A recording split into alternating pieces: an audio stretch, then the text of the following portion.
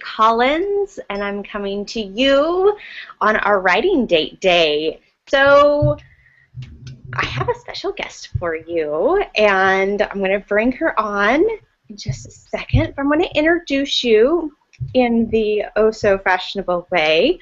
Let me tell you a bit about her. Her name is Nina Amir, and Nina is the best-selling author of How to Blog a Book and the Author Training Manual, is a speaker, a blogger, and an author, a book and a book-to-book coach. Known as the Inspiration to Creation Coach, she helps creative people combine their passion and purpose so they move from idea to inspired action and positively and meaningfully impact the world as writers, bloggers, authorpreneurs, and blogpreneurs. Some of Nina's clients have sold 300,000 plus copies of their books, landed deals with major publishing houses, and created thriving businesses around their books. She is the founder of National Nonfiction Writing Month, aka the Write Nonfiction in November Challenge, and the Nonfiction Writers University. Nina, I am so excited to have you on our hangout today and for you for joining us. So thank you so much. Oh, thank you for having me, Natalie. I'm really excited to be here today. Yes. Thanks for that great introduction. Welcome. So when we do our writing dates, I love to do them in places like the coffee shop or little cafe. Today I happen to be in my home. So this is my cute little couch, but I have I love to treat myself when I'm writing, especially going on a writing date. That's part of the fun of it. So I have my favorite mug, which is a Terra Cat, and then I have tea going today. So look at that! This is my little tea duck.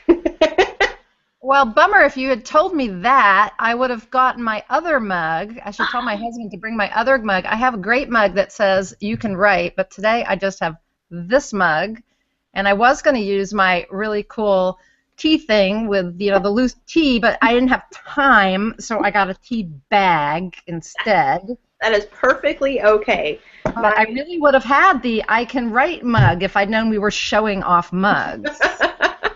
So bummer. Well, I usually will have like a little Starbucks mug or just something from the coffee shop that isn't as cute as this one is.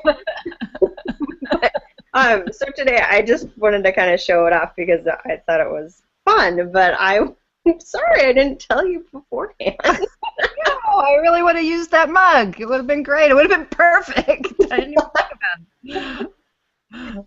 So one of the things that I'm so excited to talk to you about today is you wrote a book called Blog Your Book.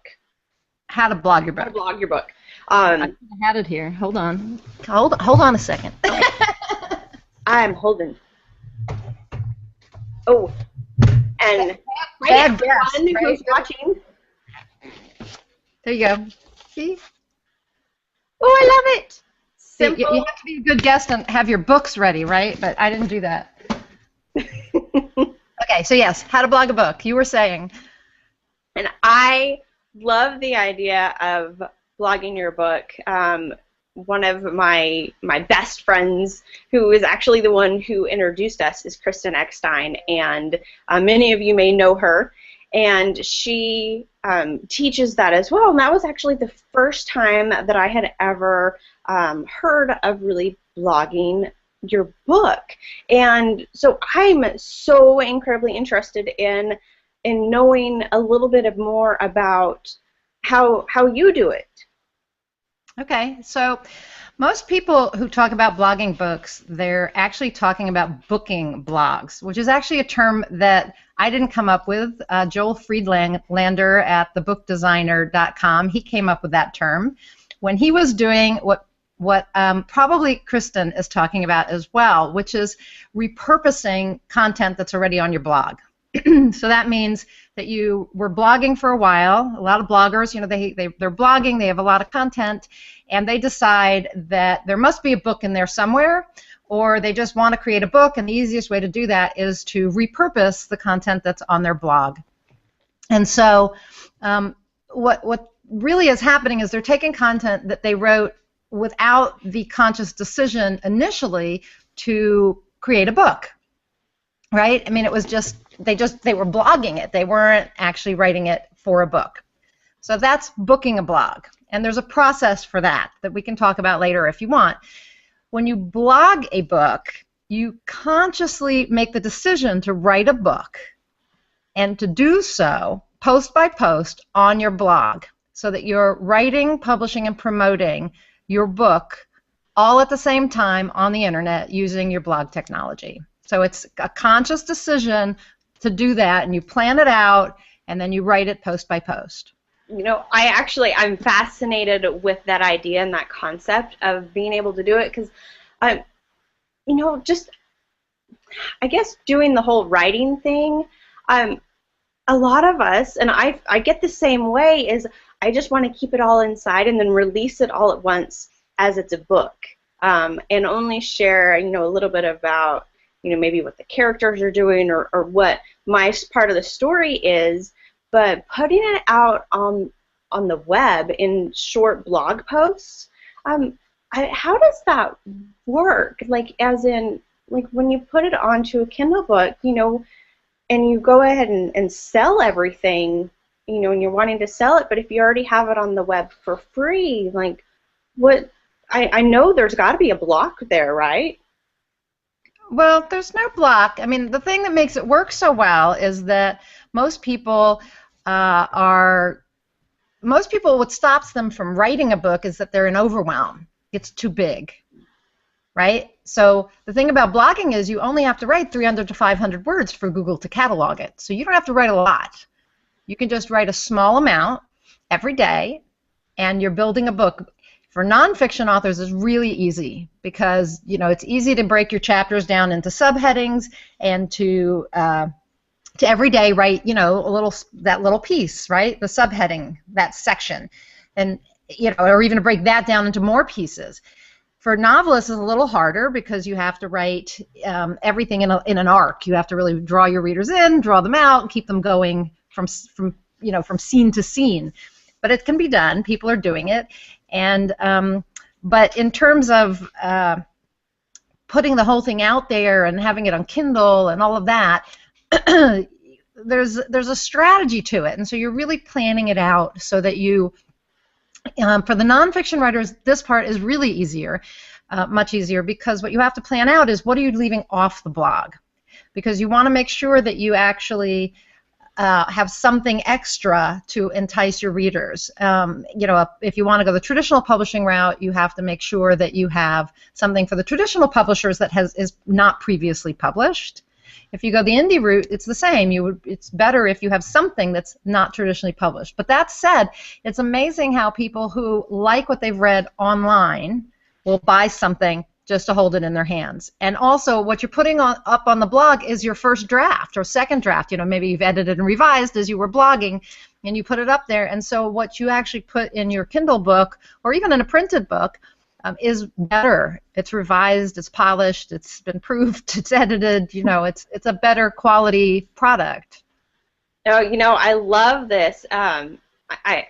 It's just completely eye-opening to me to know that I can sit down and write 500 words a day, which is very, very doable, especially in this chaotic, busy world that we have. And so taking yourself and going on a writing date and scheduling that block of time and writing 500 words, I mean, you can do that in a half hour if you want to, if you really are focusing on doing that, or less. And you know, and being able to just start getting your story put together. Nina, I love this concept. Well, thank you. Well, it works great. I mean, and for those people who are doing, for instance, in November, I run, as you said, the National Nonfiction Writing Month, or the Write Nonfiction in November Challenge. So for the nonfiction writers who are participating in that, I have a lot of people who are blogging books. And, if they only wrote 500 words, they'd have a 15,000 word book. That's a Kindle book, easily. And, if you were to double that, you'd have a 30,000 word book. Now, that's not a novel, but you're pretty close to the NaNoWriMo. Right. That's close to 50,000 words. I mean, 20,000 off, but I'm just saying, 1,000 words a day. That's 2 blog posts. 30,000 words is quite the accomplishment. That's right. So, and a 30,000 word book is still a little short even for nonfiction, but 50,000 is probably closer to what you want for nonfiction. But these days books are getting shorter, and if you're going to do a Kindle book, then 30,000 is really, a reasonable length for a Kindle book. So you can easily do, in a month a book, and that's the great thing. So if you're going to blog a book, typically what I tell people is you want to blog for 6 months or 9 months, because actually 6 months isn't even really long enough, because what you're trying to do is build platform. You really want to build author platform. And to do that, you need to be blogging over a longer period of time. So when I blogged How to Blog a Book, I only did it for 5 months. And I built quite a bit of platform. I even managed to get #1 Google status. I was #1 on the search engine results page. For my term, for how to blog a book and everything related to how to blog a book. But what I didn't do was I didn't develop enough platform. I did land a publishing deal, but I didn't get discovered. I had to propose my book, and and that's fine. But in any case, if you blog longer, you will develop more platform. Unless you have an idea that just takes off, which some do, but not all. But so if you blog for 9 months to 12 months, if it takes you that long to do your book, you're going to build more platform. Now, that said, this idea of blogging a book in a month, and I have another event in April, which is National Book Blogging Month. Ooh. The idea is that if you were to blog a book in a month regularly, you could be churning out lots of ebooks. And that's what I do. I come up with series, and I turn those series into ebooks. Oh, wow. So how many books have you put out so far? Well, this year I'm starting to turn all those series into ebooks. So I've been writing them, and I hadn't had time to actually produce them. That's okay. But I just put out Authorpreneur, and it became an Amazon bestseller right away. And yeah, thank you. And we booked. I have to admit, I'm doing assisted self-publishing. I have a literary agent who Forward Literary, and they help me. So they're doing the work of it. I do the writing, and they help me. But in any case, we just booked a blog. We booked my blog, or some of my blog, for the Nonfiction Writing Challenge. So that came out yesterday. So that's the Write Nonfiction Now Guide to Writing a Book in 30 Days. That also made it to the Amazon bestseller list in a day, and that came out yesterday. So that was 2. We have another series that I did, Blogging Basics for Aspiring Authors. That will come out later this year or early in 2015. And the Authorpreneur book will be followed by Blogpreneur. So that will be 4 books within a 12-month period. Wow, you have quite the span coming out. This is exciting. Yep. And those were all, they're all from my blog. So actually, I did do one other one we haven't produced yet. So I did write another series this past year, but it's still on the blog. It has to do with guest posting. Okay. So all of this stuff that you are putting into a book is that you're blogging about, actually, is incredibly valuable information that you're putting into a book as well, which I love that, because we can go and get all these nuggets of information, and then from your blog, which, go ahead and give us your blog URL, your main one that you're putting all of these on. Well, it varies. So, oh, and I forgot there was another one too. I forgot one other one. So there was another book. But so some of them are coming from writenonfictionnow.com, and some of them are coming from howtoblogAbook.com. Awesome. So I'll put these links below the video and on the replay page, so you don't have to write them down right away. But I will make sure to get those out there for you guys. Great. And if they want to find the ebooks, since I'm even forgetting them all myself, since I've produced so many just recently, the listeners or viewers can go to booksbyninaamir.com, and they're all listed there. You know, it's funny. It's such a bad it's a good problem to have. You can't remember all of your book names. Oh, we put out a lot of them recently. The other one has to do with book proposals, demystifying the nonfiction book proposal, and that was a series too that I did quite a while ago on one of the blogs. Oh, that's fabulous. So, and all of your books are on Amazon, right? Yes, they are. Okay. I have a bunch of other ones that I did early on that are not on Amazon, that are on one of my websites, but actually you can find them on ninaamir.com. So if they go to ninaamir.com, they'll find them. But I have some that were just done as PDFs, and I never revamped them and put them on Kindle.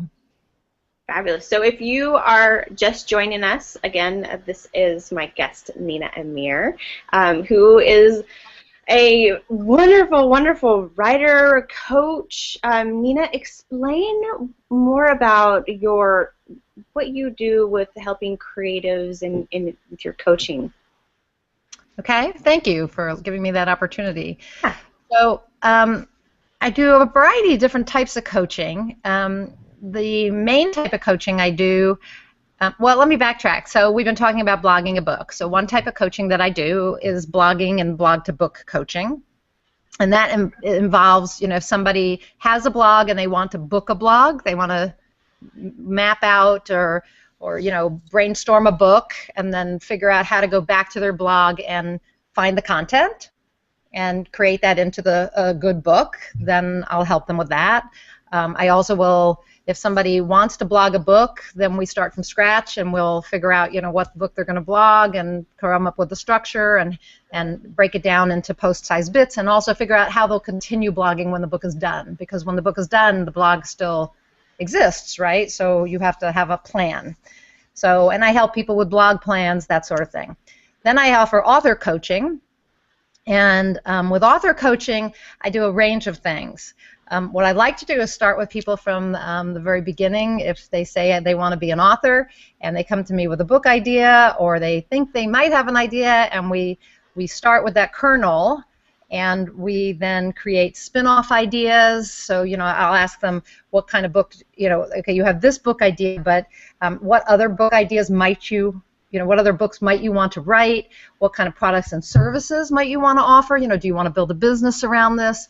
How will we, what kind of blog do you want to have? Will there be products and services there? Let's talk about who you want to be as an author. How do you want to be known? What kind of branding will you have? And so we create a big, huge mind map of everything that possibly could come into their career as an author. And then we begin to work on that, including, of course, the book. And we structure the book and we get them going. And then I also offer book coaching. So if somebody is having trouble writing their book, I will work with them to help them write their book. But I only do nonfiction, just to keep it clear. And in there, I do what I call results coaching. I'm what I call an inspired results coach. And so I help people achieve the results that they want along the way. And just by talking with you, I can totally tell that you are the creative type, that you have all these things going on, and I love it. I love seeing that you have just so much creative juices flowing all the time, but yet it actually, I can relate to that so much, and so that to me tells me that when you're coaching somebody who is creative, who's scattered, who's lost, and just doesn't know which end is up, that you can help them kind of ground them and bring them back down to earth and go, I totally understand where you're coming from on this stuff, but let's do one step at a time. And I think with coaching, that is such a valuable thing to just do, break it down to the one step at a time, and getting stuff done. And I love being able to do that, and then taking the stuff and focusing on the individual things that need to get done. And Nina, one of the things that you've told me that you do is help people be a more productive writer. Would you talking a little bit more about that? Yeah, I just ran a course, actually. It's just running, and we just started this week called High Performance Writer, and that's totally focused on that. I'm a big advocate of personal development.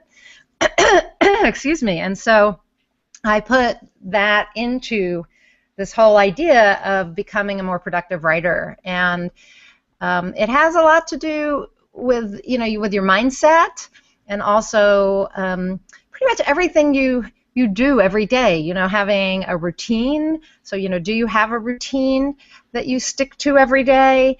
Do you take care of yourself so that you are alert when you show up at your desk to work? What is it that you're telling yourself all day?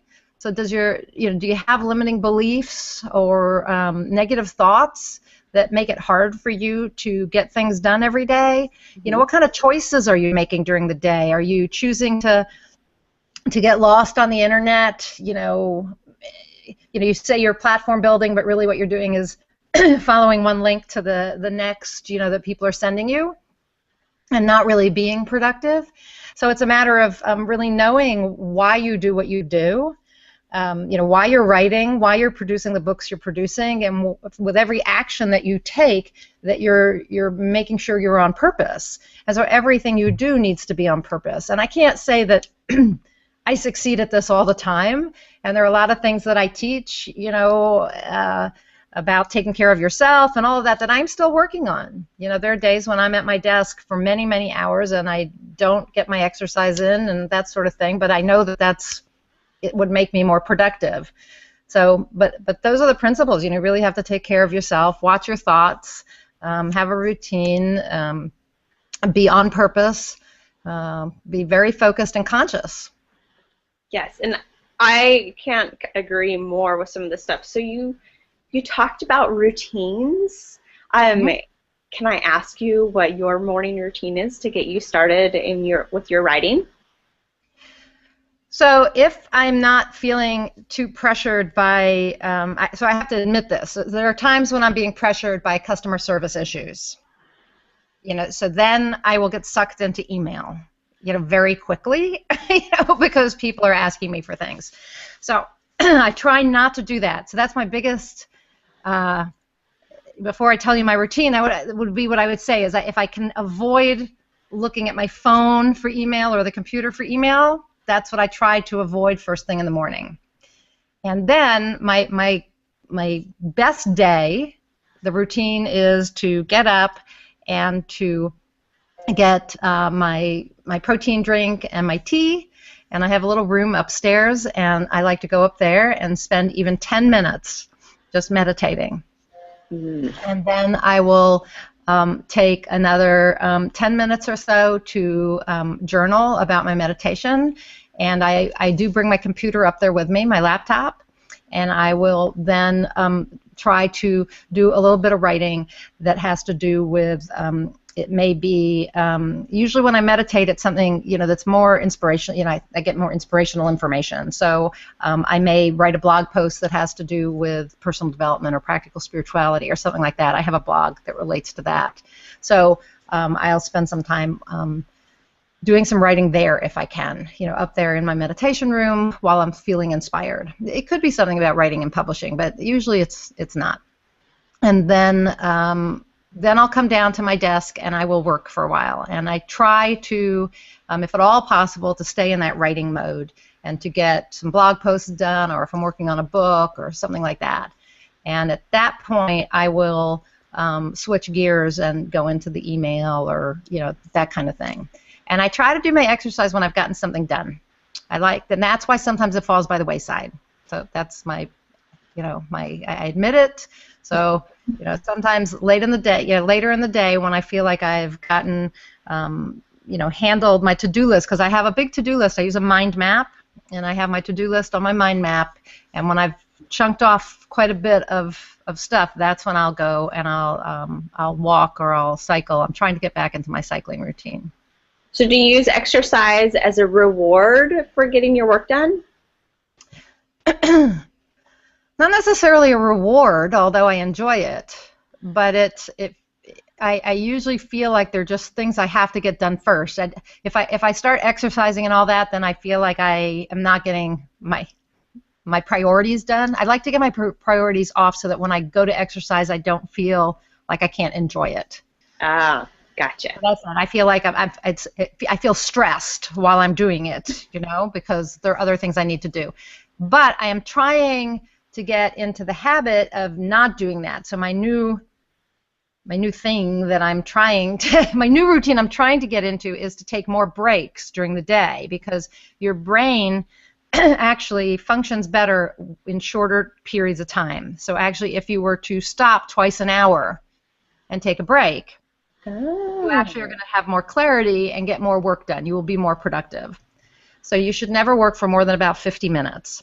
So it's better to break actually twice an hour than to go 50 minutes, but 50 minutes should be about your maximum. So I am trying to make myself get up from my desk every 50 minutes at the least, and to get up and do something.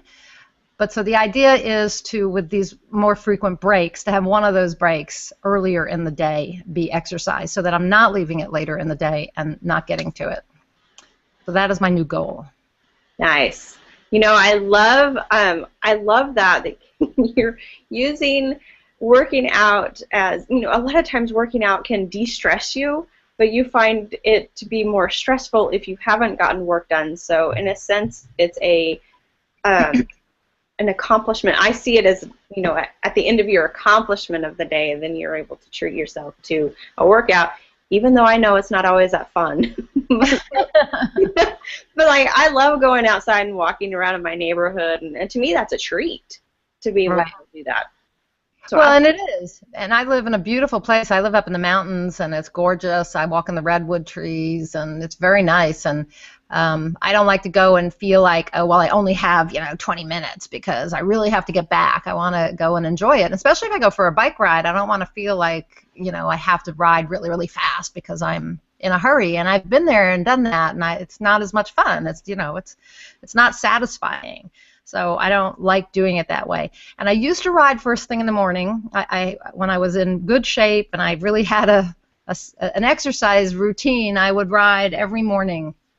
And the problem with that is for me is just that, by the time I've done all that, there's a good hour and a half or 2 hours where you've exercised, you've showered, you've done all that, and that's a big hunk of time.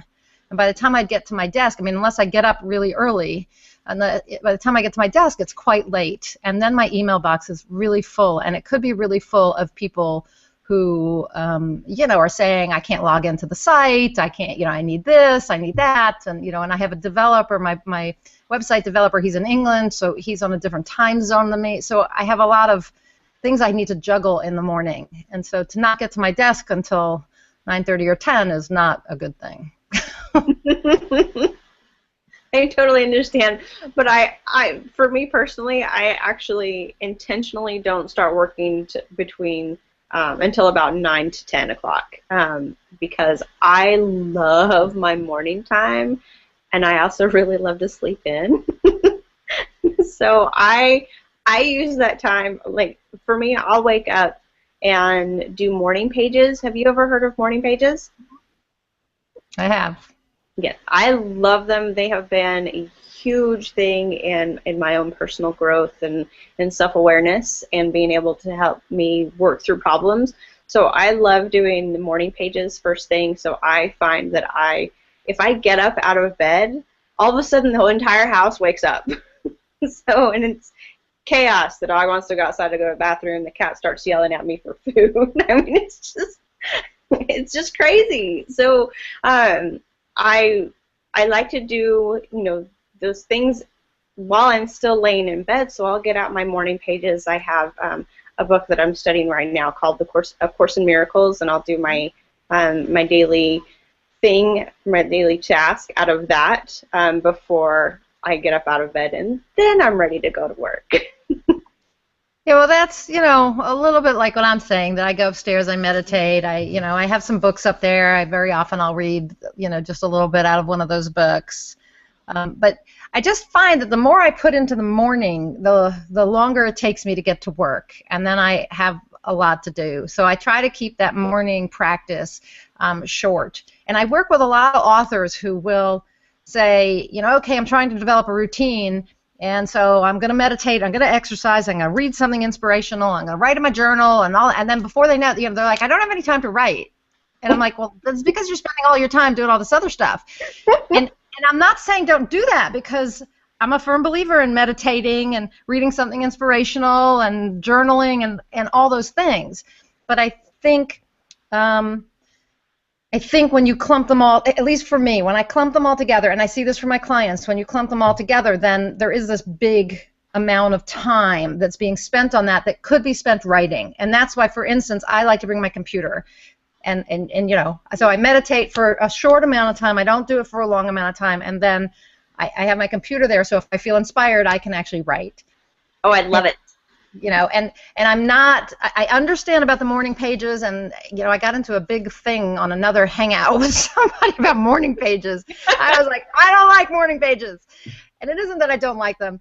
It's that I think that they, quite often, people will spend a long time on their morning pages, and they could be writing. I actually do that a lot, and I've caught myself while I'm writing the morning pages. And for those of you that don't know what morning pages is, it is 3 pages of stream of consciousness writing.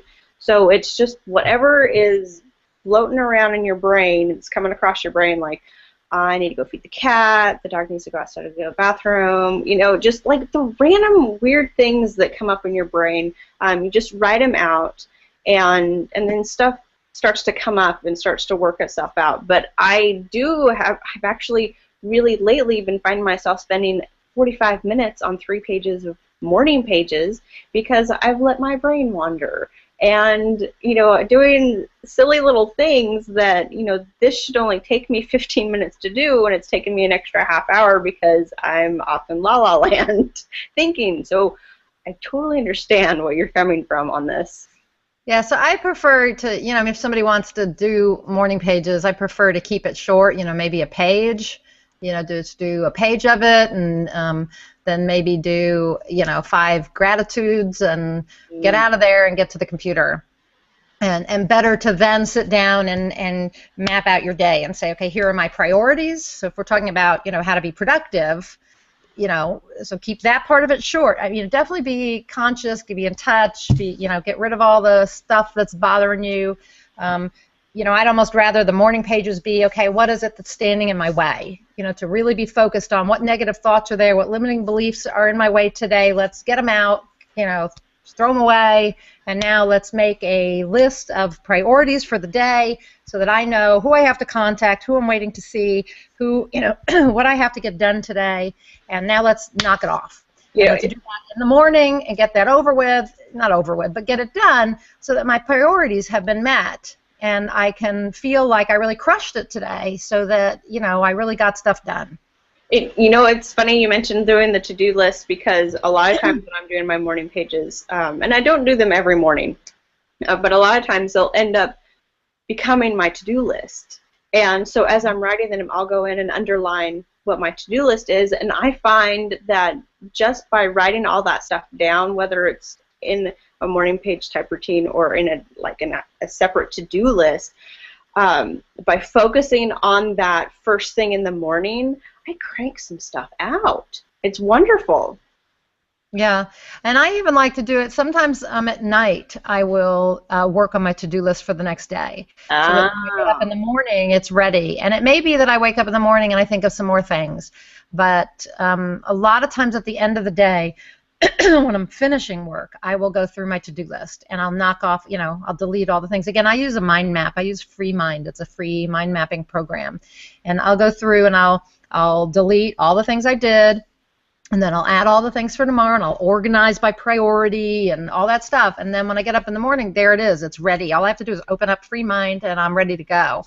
And that helps a lot because I don't have to spend a lot of time on it.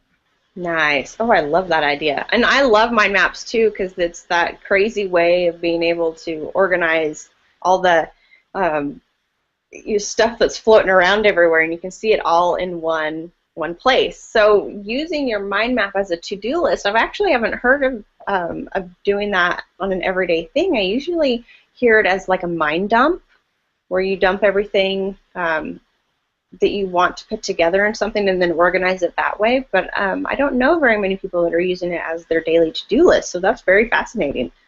I use it for everything. I use it to create my blog plans. I use it to create my book plans.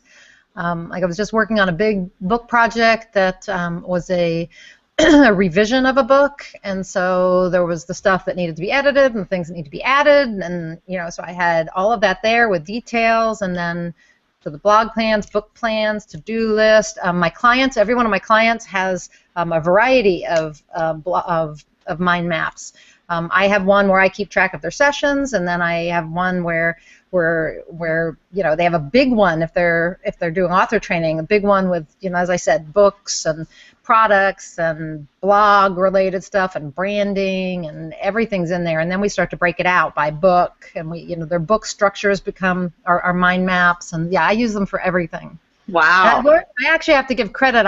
I did some coaching with Bob Jenkins, and he was the one who excuse me, I was already using FreeMind, but I didn't know how to use it as well, and he still knows how to use it better than I do. But he was using it, and as he was using it, he taught me some things, and I adopted it for everything. And to use it for to-do list is great.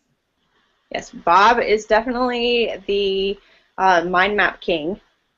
Yes, give it to him on that. He's shown me a thing or two about mind mapping as well.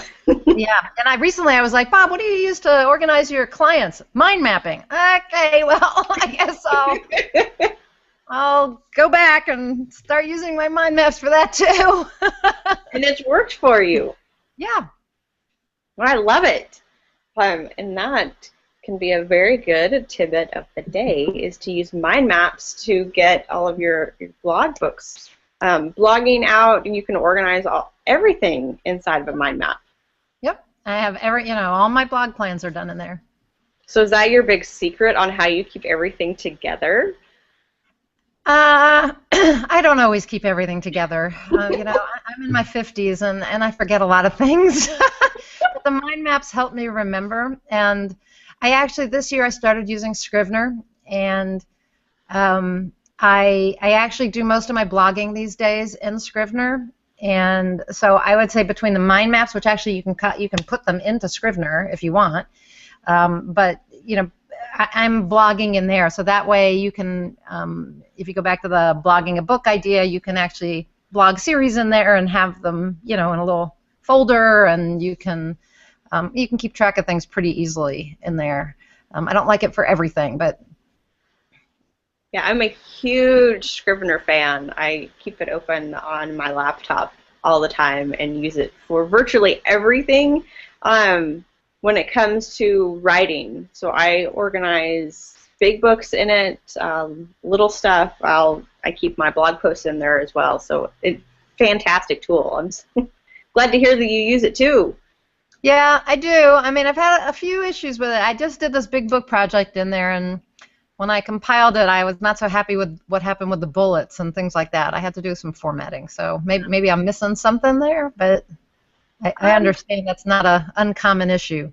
No, it's not uncommon, and I usually will do the formatting outside of it, like do the initial formatting there and then have it tweaked after it's already been compiled on the outside. But I don't use it as the be-all, end-all of everything.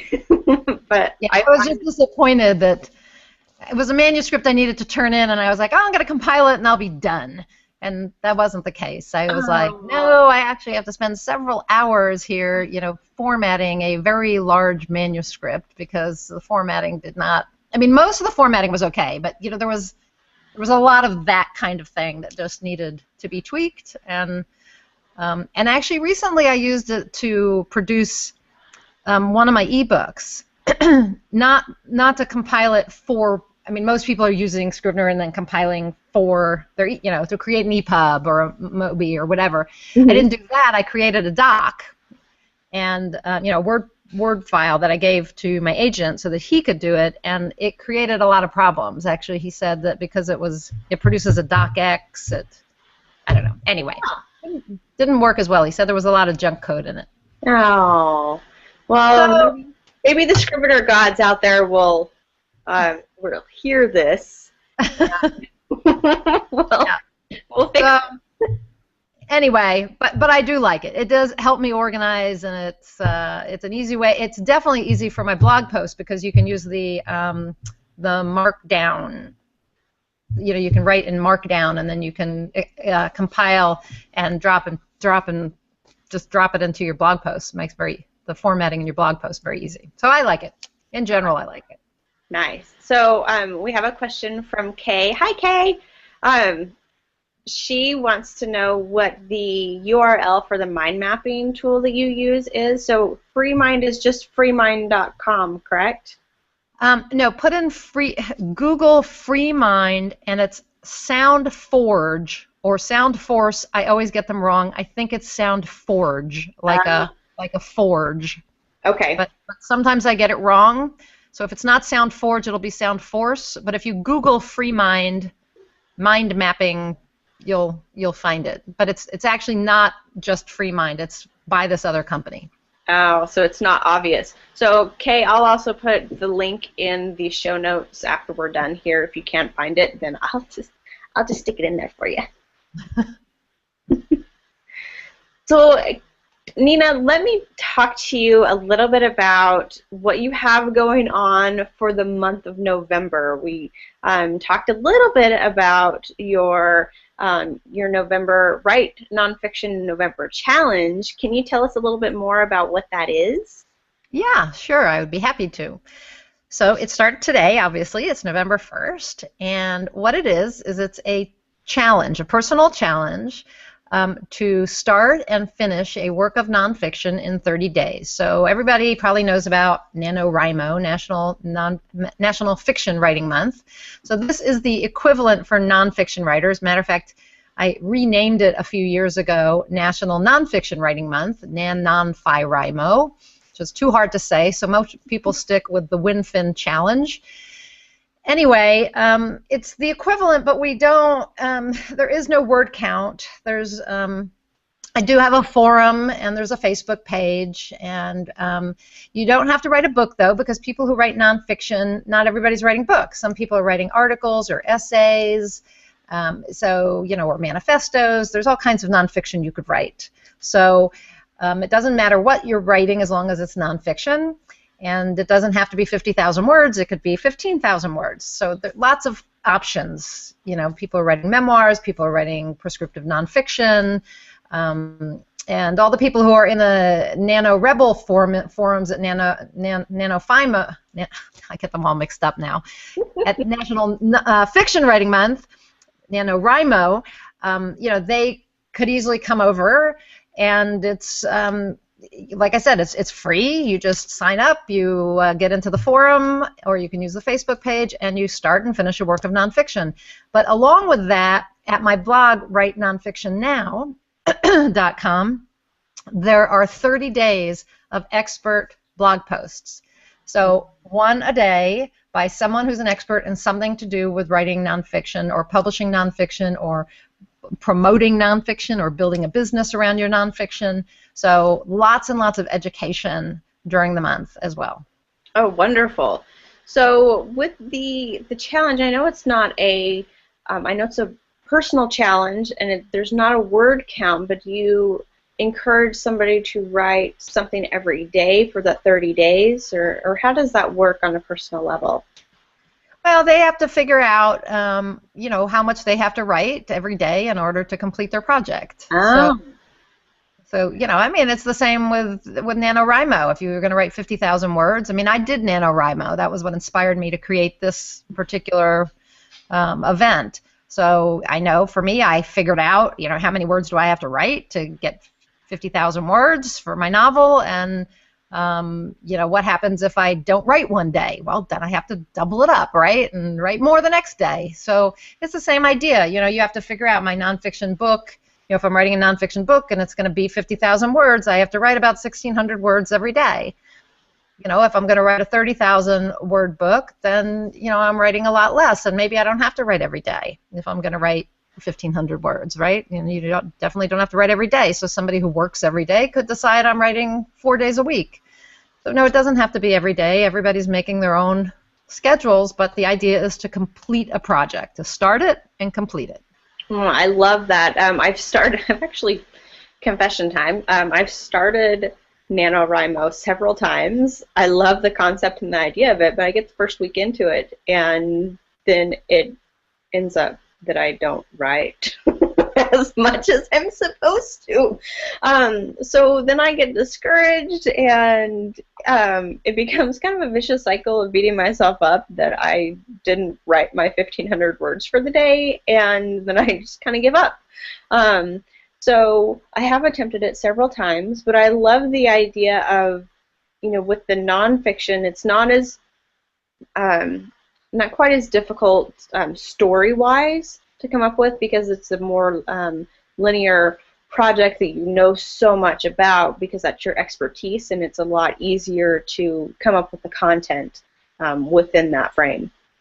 Well, it may not even be your expertise. I mean, a lot of people are, researching researching subjects, but I would say the same thing to a novelist. It's a matter of planning. If you want to get it done in a month, you do the pre-planning beforehand. You get the research done, you do the planning, the structure of your book and your storyline. I mean, for memoirists, they need a storyline. They have an arc to their story. So you have to get all that done before the month begins, so that when you sit down every day, you know what you're writing. You're not staring at a blank screen wondering what you're going to write. And that's how you succeed, I believe. I mean, I have written my last book, the author training manual, I wrote in 6 weeks. But it takes knowing what you're going to write. Well, I see the fault in my ways. I'm prepared. Yeah, there's a difference between planners and seatsers, But if you talk to people, I can't think of his name right now, but I mean, I've talked to quite a number of novelists who churn out the novels. I mean, really, like lots of them every year. They all are planners, not seatsers. They show up knowing exactly what they will write, and then they sit down and they churn it out. I have a friend, and she's a novelist, and she does this extensive plan. And, I mean, it's just all handwritten. She got it all written out. She knows every scene, what's happening. And then she sits down, and 4 weeks later, she's done. Oh, wow. So it can be done, but that's how it's done. Mm. Oh, I love it. But for the nonfiction writers, I mean, you're right. It is a little easier. It's a much more linear process, but it does still take planning. And the more planning you do, the easier it will be. Absolutely. And when I go on my writing dates, how I've found that it works best for me is I will go on them in the afternoon, because all morning while I'm working and getting stuff done, I've asked myself the question in the back of my head, because my brain knows that at 2 o'clock we're going on a writing date today, and so in the back of my mind, my subconscious is thinking, what are we going to blog about today? What are we going to write about today? and that gets the juices going. So by the time I get to the writing date, I already know exactly what I'm going to write about. I have it all. I've talked it out in my head, so I know all the little bullet points. I've taken notes on it, and it happens, and it works so much better that way. Right. Yeah, because you've at least let it kind of gestate.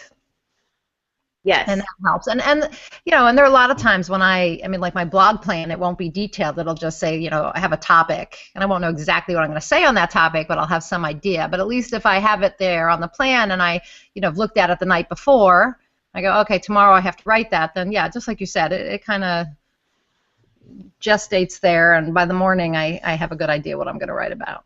Love it. So, Nina, we're almost out of time today, and I want to thank you beforehand for giving us all these juicy tidbits of information of how to get this stuff done and how to blog a book. So, tell us a little bit about where we can find you and how we can join your challenge this month. Okay, so the easiest place to find me, and I should have put that on my lower third here instead of Inspiration to Creation Coach, but is at ninaamir.com. So it's NINAAMIR.com, and from there you can click through to all the different blogs and that sort of thing. And then to join National Nonfiction Writing Month, or the Write Nonfiction in November Challenge, you can Google or type into your browser nationalnonfictionwritingmonth.com or winfin.com. So WNFIN, Write Nonfiction in November, WNFIN.com. And that will take you to where you can register. And that's all it is. It's very simple. You just register. Just name and email address, and you'll be sent an email that tells you how to enter the forum, and that's really all there is to it. Or you can go to the Facebook page. There's a Facebook page, and if you don't want to be in the forum, you can just go like the Facebook page. It's just Write Nonfiction in November on Facebook, and you can hang out there. But sign up, you know, and also go to the blog for sure. Go to writenonfictionnow.com because that's where all the great education is. Ooh, I'm gonna go check it out today, and I've already done a little. I guess is it called cyber stalking? Yes. But I went through. You sent me a bunch of links of all of your stuff, and I've gone through and checked out so much of your content that you put out on the web, and I've just been in love with all of it. But I haven't gotten very far because there's so much good content. It takes a while to go through all of it. It does. So I'm still working my way through all of your juicy stuff that you put out on the web. Oh, well, thank you. Well, yeah, I try to put out some good content. And if anybody's interested in the high performance writer information, you know, how to be more productive, that course did start on the 30th with a teleseminar, but it was recorded, and the actual course content doesn't start arriving until Monday. So if anybody still wants to join, you know, if that's of interest to them, they can go to it's not up on ninaamir.com yet, but if they go to writenonfictionnow.com and go to where it says education, they can click there and they can still sign up, and they can just listen to the replay. I have quite a number of people doing that, listening to the replay of the teleseminar, and then, you know, starting with the course on Monday. Oh, wonderful. And I will find that link and put it down in the show notes, too, so you don't have to go in and search for all of that. Make it easy for you. Great. Thank you. You're welcome. And Kay found the mind map material, or the mind map is freemind.sourceforge.net is what she's found, but hasn't tested it yet. So I will put that link below as well. Okay, so that sounds right. I always think it's SoundForge, but it's probably SourceForge, so it's probably right. So Nina, thank you so much for taking time out on a Saturday, which a lot of us, you know, we take that time off, but as entrepreneurs, it's a give or take on if we actually work on Saturdays or not. I work like, I hate to say it, I work like 24/7, so, you know, I do take some time off, but it's not, no worries. It's funny. I like what I do, so I do it all the time. Yeah, I'll take time off, but I find that my brain never gets out of work mode, even though, you know, I'm taking a break, and it's the healthy breaks where I'm going out, I'm going hiking, or, you know, going and watching a movie and enjoying myself, but in the back of my brain is still solving problems and getting the answers to things. And so I totally understand that our brains are pretty much on 24 hours a day. Right, and I work from home, and I, like I said, I love what I do, so I do it all the time. So I don't mind it. It's what I do, and I enjoy it. So I was happy. I was happy to take the time today to be here. Thank you. Well, and it's part of why I love working at home too. It's a lifestyle that I've totally embraced and love and enjoy every minute of it. That's great. I'm glad to hear that. So thank you, Nina, and thank you everyone for joining us. And I will get all of those links together and get them below, and then send out an email to you so you can get everything. And I hope that you are on your writing date, or you've been on one today, or you're going on one right afterwards. I know Pawn had talked about in the Facebook group that this is right in the middle of her writing date time. So Pawn, if you're on, thank you for joining us and taking that time out. And so enjoy your writing date day, everyone. And Nina, thank you for coming and hanging out with us. Oh, you're very welcome. I hope some people will take some Write Nonfiction in November challenge writing dates. Yeah, I'm going to sign up for that. I think that sounds awesome. But thank you for having me on. I really appreciate it, Natalie. Thank you, Nina. Bye, everyone. Bye.